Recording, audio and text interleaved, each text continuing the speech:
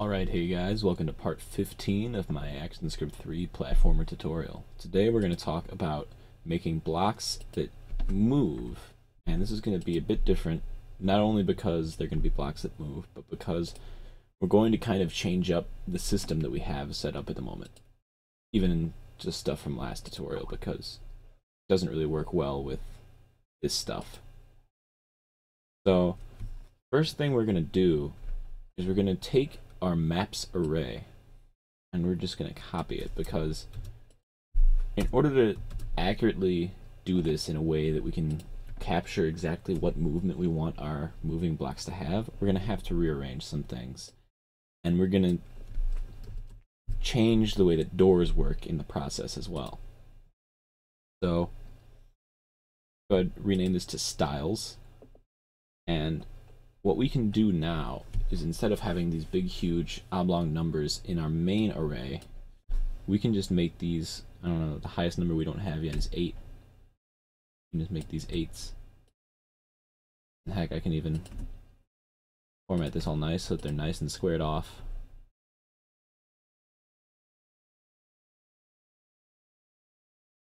So there's those.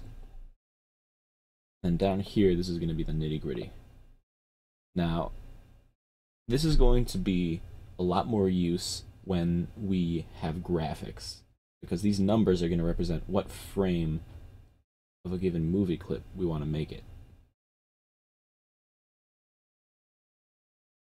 So really, we can just take all of these numbers that aren't ones and just change them to 1 for now, because we don't have any graphics to add yet.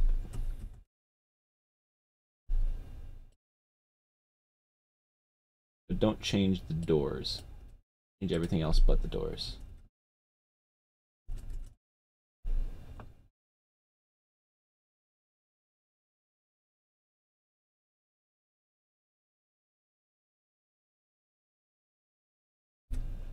Don't think I missed any. Alright, now the doors, we're actually going to put yet another array inside our array. I think this is the 4th level of arrays. And we're going to say 1 for the destination, and then whether it's unlocked or not, we're going to say false, because they're locked at the beginning. And then we can paste this in here, but change the 1 to a 0 for the destination. So this array down here, this is going to get, it's not going to be all squared off and nice like this one is, but it's going to hold all of our information that we need in order to get our levels to act in the way that we want them to. So now we're going to go ahead and we're going to change the way that our save map part of the load map works, because we don't need this whole 1900 thing anymore. All we really need to do is, when we're saving it, make it just like any one of these. Get rid of this.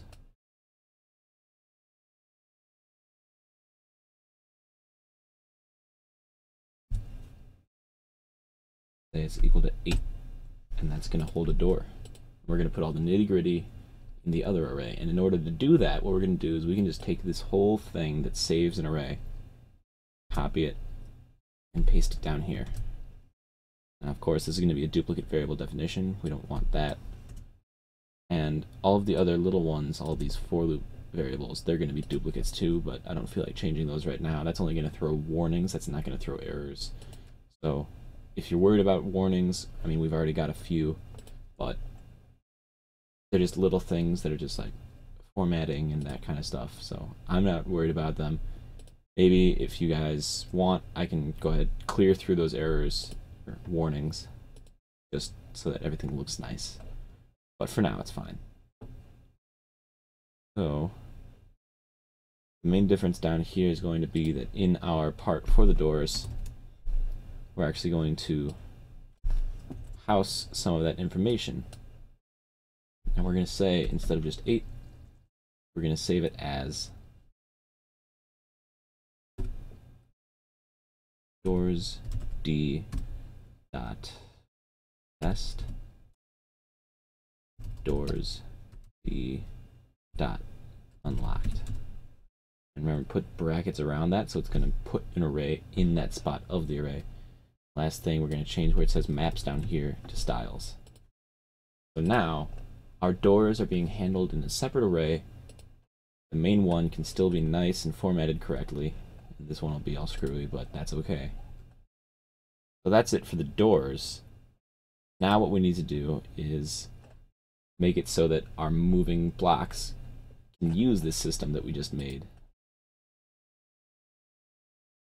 Last thing, we gotta go down here and change where we actually spawn doors.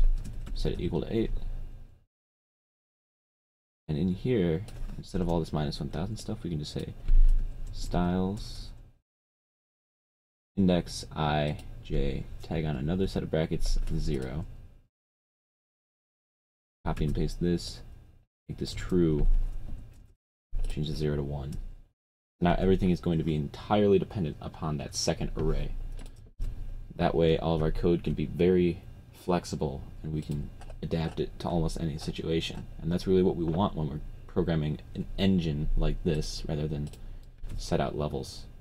And the next thing we're going to do is we're going to actually go into the block class and we're going to add another function. This is going to be for the blocks that move. It's going to be like the player, we're just going to call it adjust. It's going to take in OBJ, it's going to take in a movie clip, and it'll take in place so it knows where it is in the array, even though it's not in the array, just like we did with check OBJ. Now in here, we're going to want to add a nice amount of variables up here at the top. First off, X speed. Might look a bit familiar from the bullets, but there's going to be a few more variables that we need. We need X dist for distance.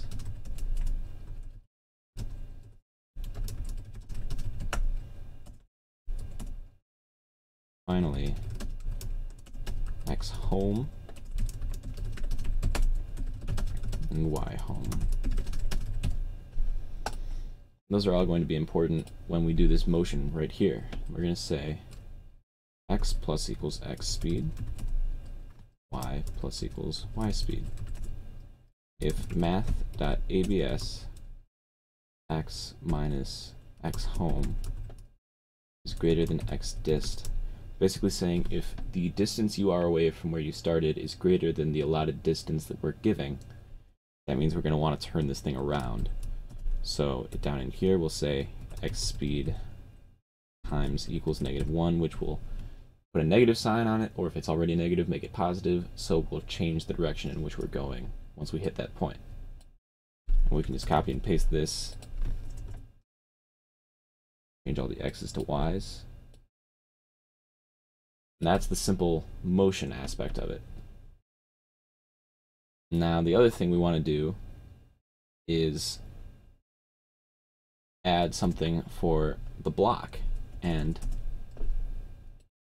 the player being on the block, because in some games if you're standing on a platform that's moving, block will move and you won't, but we don't want that to be the case. If you're actually on the block sitting there, you're going to move with the block, and in order to do that we're going to say if obj dot on block is equal to place and obj.y plus obj.height divided by 2 equal to y minus height divided by 2, meaning if it's on the floor. Then we're going to say obj.x plus equals x speed, obj.y plus equals y speed.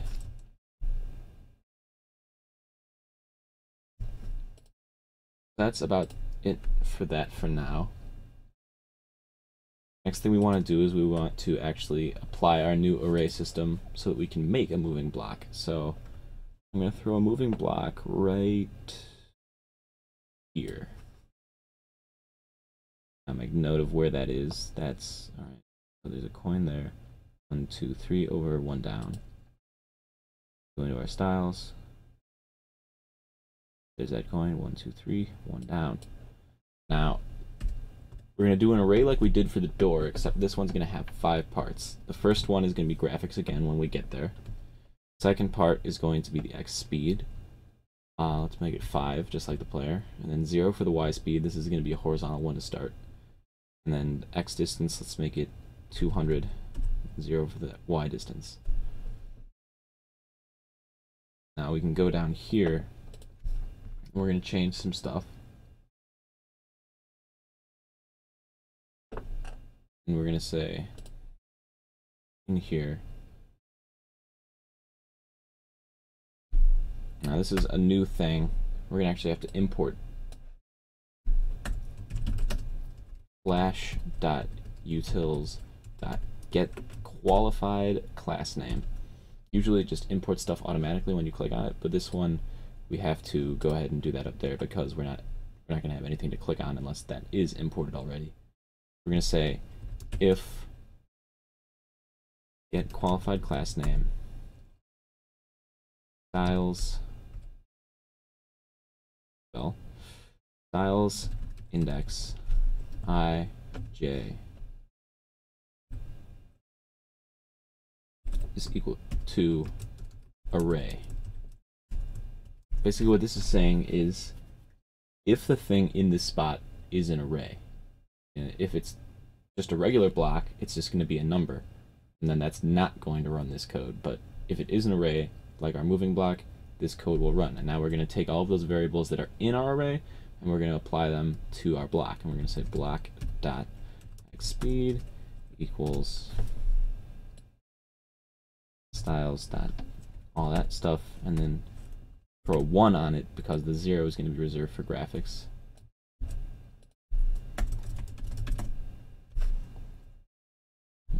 Two, three, four. We tried to do this when it was just a number. This would throw an error. Dist dot y dist, and then block dot x home is equal to block dot x, block dot y home is equal to block dot y. If we tried to do this in the block class, it would get messed up because it thinks it's 0, 0 all the time. So we have to set it from out here. And then finally, we're going to add another boolean in the top of our block class. It's just going to say mover. Set it to false there, and then here we'll set it to true.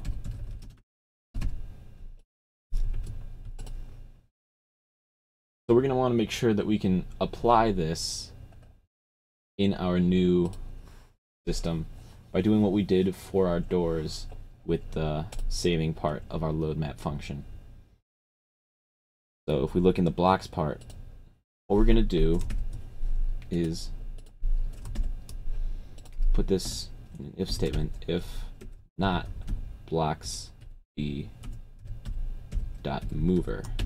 So if this isn't a block that moves, we're just going to do it normally like we had it before, and then we'll say else, and this is just the part that saves the number.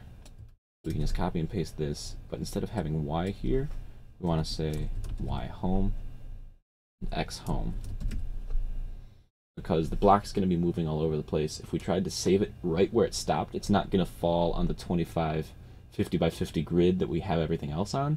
So it's actually, unless we time it exactly right where it falls on one of those, it actually won't save it unless we round it back to where it starts. And there's not going to be a big change in the way it works because of that, unless you have a block that moves like way the heck all over the place, takes 2 minutes for it to get from one side to the other, but that seems like a bit of an extreme situation, so I don't think that's really going to be an issue. So that works for that part, and then down in the second part, this is where we're actually going to have the big huge array thing.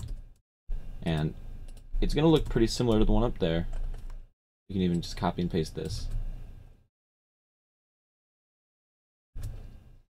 And again, if it's normal, just a 1 for now, because we don't have anything that has different kinds of graphics.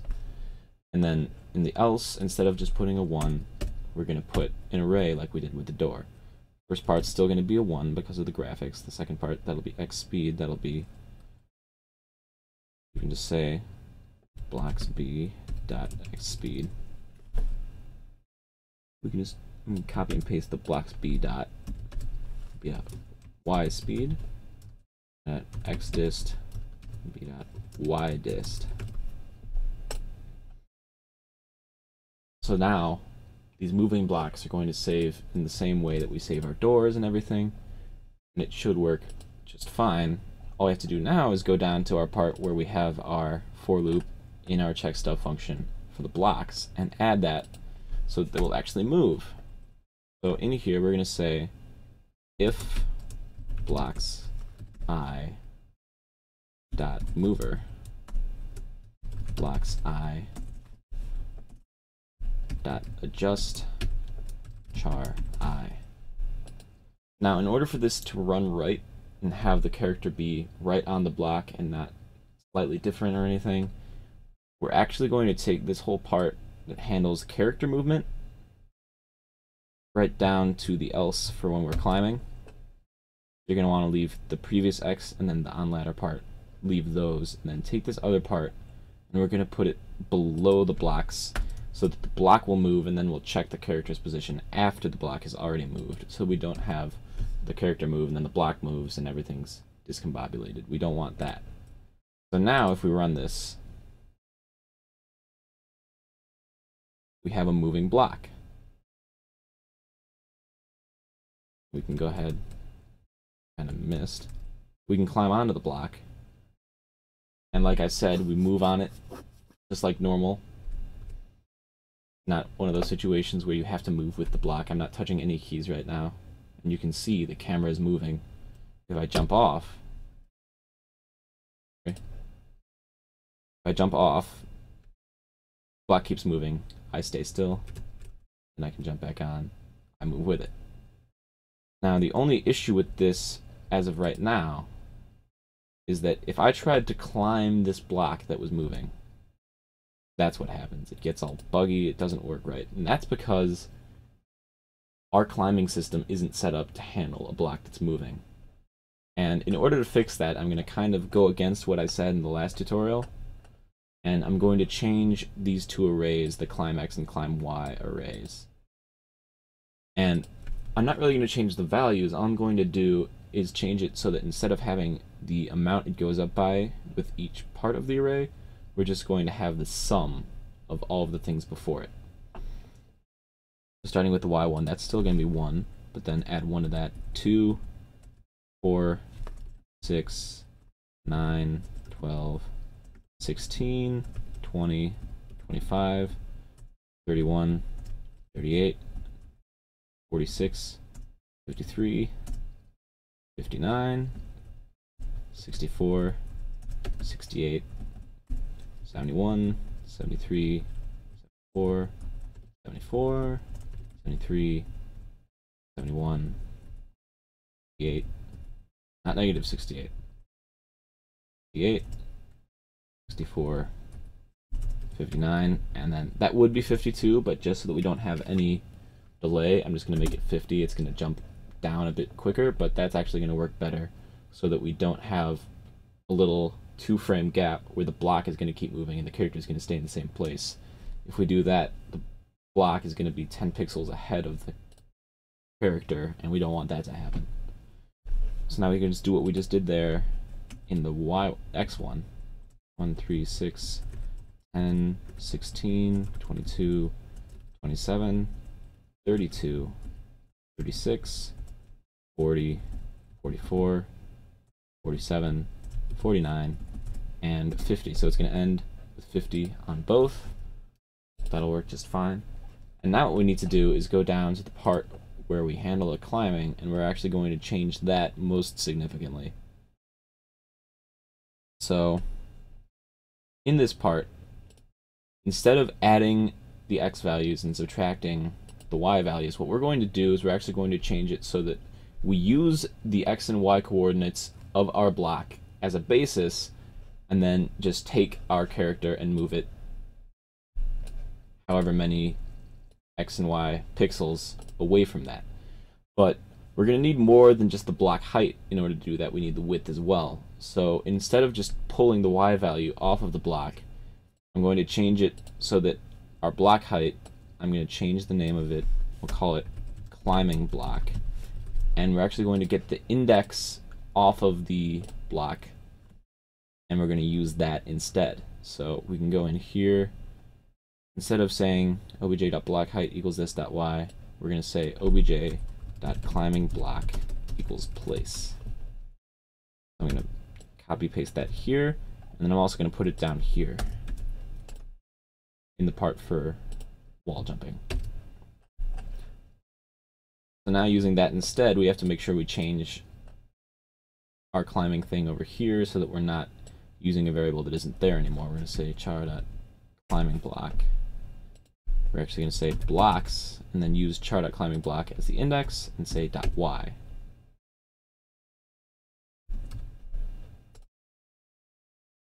I'm going to go ahead and do a little quick find and make sure that we don't use block height anywhere else.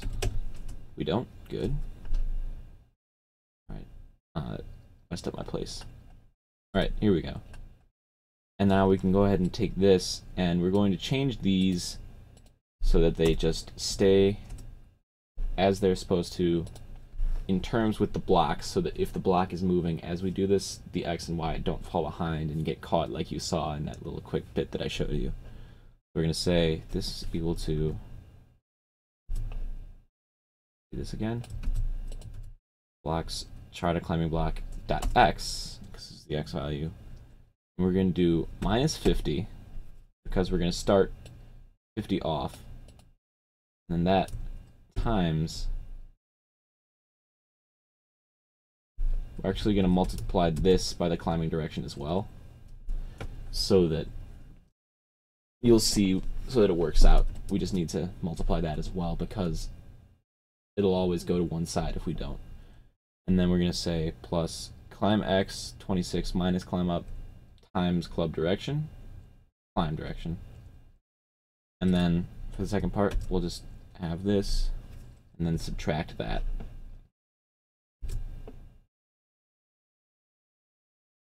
So if we go ahead and run this, I'm pretty sure, yep, we can climb onto that block with no effort involved whatsoever. So now I'll also show you going back and forth between rooms. Let me just clear these enemies.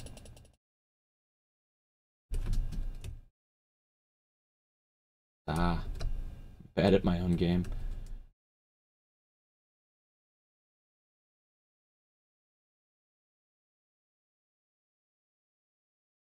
The frame rate's only choppy because I'm streaming this video at the same time. If you run this without having something like video streamer in the background, it'll run very smoothly.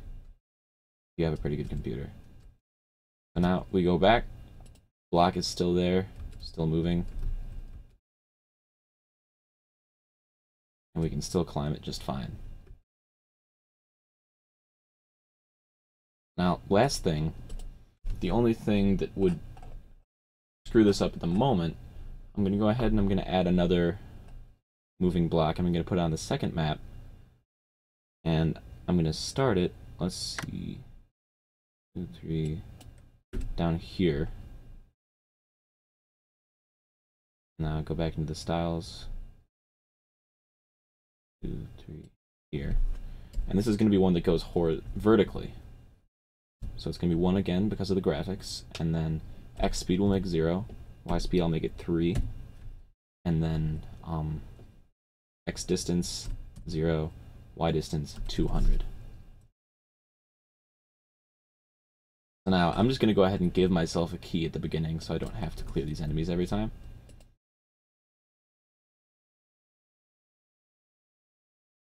We just go to the second map, and you saw it right there. Here's our block. Oh, I've actually got that bit off from where I want it to be.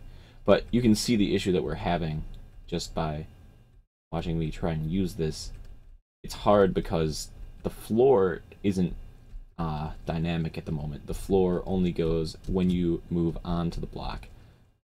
So we need to change it so that the floor moves with the height of the block when the block moves in the Y direction. So on the block, we're going to go ahead in this, we're going to say if obj.onBlock is equal to place, and you don't have to be on the floor in order for this to work, so we're going to have a separate if statement.